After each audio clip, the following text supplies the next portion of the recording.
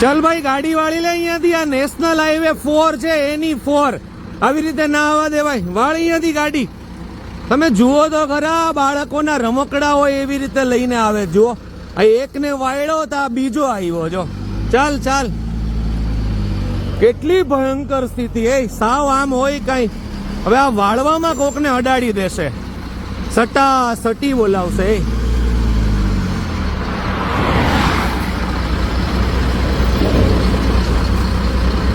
એ કે અહીંયા માટી નાખીએ બોલો આવા વાહિયાત કારણો આપે છે તમે માટી નાખો છો તો શું છે પણ માટી નાખીને જે દિશામાં જવાનું હોય ત્યાં જાઓ ને આ હાઈવે ઉપર બધી જગ્યાએ આપેલા જ છે ગેપ તમે શું કામ માટી નાખીને રોંગ સાઈડમાં આવો છો કોઈ કહેવા વાળું નથી બસ એટલા માટે આમ જુઓ તો ખરા તમે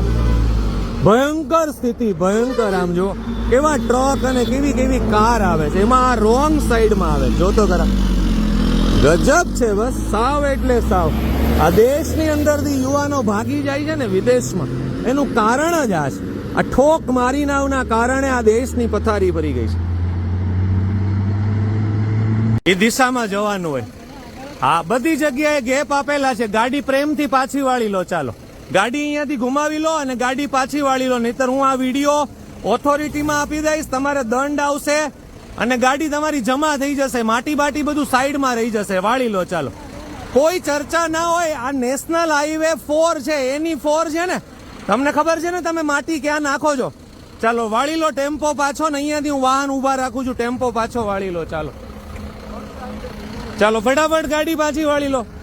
કોઈ પણ જાતની ચર્ચા કર્યા વગર ગાડી પાછી વાળી લો નેશનલ હાઈવે એની 4 ઉપર આ લોકો રોંગ સાઈડમાં આવે છે જ્યાં 120 ઉપર ચલાવવાની ઓથોરિટી આપે છે મેનેજમેન્ટ જો આ નેશનલ હાઈવે એની 4 છે અને એના ઉપર આને મજા આવે એમ રોંગ સાઈડમાં આવવું છે બોલો આ ગોકુળભાઈ કરીને કોઈ છે 98 243 28 1 59 96 2 42 8 99 99 આ કોન્ટ્રાક્ટરો તો પોતાના ટ્રક ચલાવીને હજારો લાખો અને કરોડો રૂપિયા કમાશે પણ કોકની તો અણાઈ જશે ને કારણ વગરની કોકનો તો દીવો બુજાઈ જશે ને આવી રીતે હોય આ રાધે કૃષ્ણ લખીને આ ધાર્મિકતાનું પ્રદર્શન કરીને લોકોને મારવાના ધંધા કરવાના કે બીજું કઈ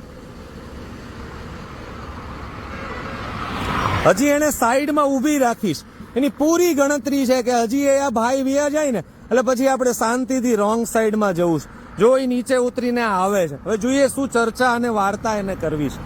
અને બહુ ગુજરાતીમાં સ્પષ્ટ કહેવું છે કે અહીંયા જ ઊભું રહેવું છે સાંજે 8, 9, 10, 11 વાગ્યા સુધી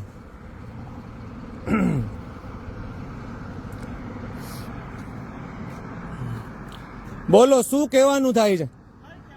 એટલે ગાડી અહીંયા ઊભી નહીં રાખતા હો તમે ગાડી તમે લઈ લો તમે જ્યાં સુધી અહીંયાથી જશો નહીં ને ત્યાં સુધી અમે નથી જવાના ને વધારે તમે ટાઈમ બગાડશો ને હું 100 નંબરમાં ફોન કરી દઈશ હાઈવે ઓથોરિટીમાં એટલે હા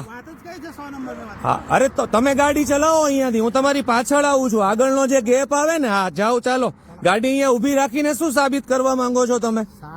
તો ચલો તમે ગાડીમાં બેસો હું મારી ગાડી લઈને પાછળ આવું જ્યાં સુધી તમે અહીંયાથી ગાડી ક્રોસ નહીં કરો ને ત્યાં સુધી હું તમારી સાથે છું ચાલો હા બેસો ચાલો ચલાવો ગાડી ચલાવો બધા જ ઘરના કાયદા સાવ પોતપોતાના લોકોને શું સમજવાનું આવા હાથી ડાયનોસર જેટલા વાહનો રોડ ઉપર લઈને આવી રીતે નીકળી પડશો બેફામ રીતે દાદાગીરી નથી તો શું છે આ સ્ટંટબાજી નથી તો શું છે આ એની 4 છે આ નેશનલ હાઈવે 4 છે જુઓ તો ખરા સ્થિતિ આ 120 ની સ્પીડે આ બધી કાર આવે છે એને ઉભા જોવામાં અઘરું થઈ જાય છે આ ભટકાઈ તો શું થાય એના પછી એક બીજો આવે છે જુઓ આ સ્થિતિ કેટલી ભયંકર છે જુઓ છે ને સીધી જ આવવા દે છે સીધી જ એટલે સીધી જ જુઓ કેટલો ભયંકર રીતે આવે છે